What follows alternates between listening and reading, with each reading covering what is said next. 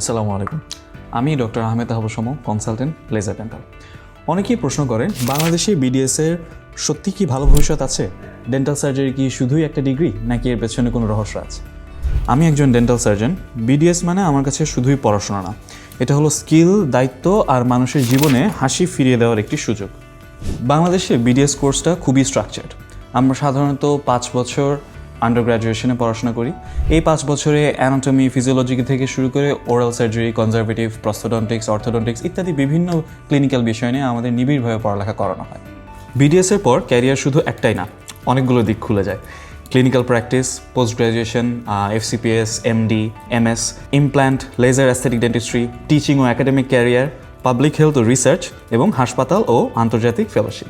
আগে ডেন্টিস্ট্রি মানেই চেয়ার সাইডের ট্রিটমেন্ট ছিল, এখন ডেন্টিস্ট্রি যাচ্ছে ডিজিটাল ও টেকনোলজি ড্রিভেন ভবিষ্যতের দিকে।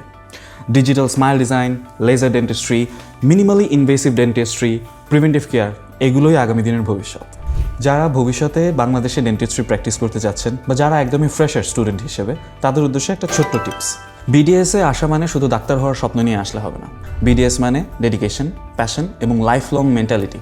এই 3টা জিনিস অবশ্যই আপনার ভেতর থাকতে হবে। আমি বিশ্বাস করি ডেন্টিস্ট্রি একটা পেশা না, এটা একটা প্রভাব। আপনি মানুষের আত্মবিশ্বাস বদলে দিতে পারেন, তাদের মুখের হারানো হাসি ফিরিয়ে দিতে পারেন। বাংলাদেশে বিডিএসের ভবিষ্যৎ উজ্জ্বল, সম্ভাবনাময় আর গ্রোথ ওরিয়েন্টেড। তাই আর দেরি নয়, নিজেকে আপডেটেড রাখুন, স্কিল বাড়ান, ভবিষ্যৎ আপনার হাতে।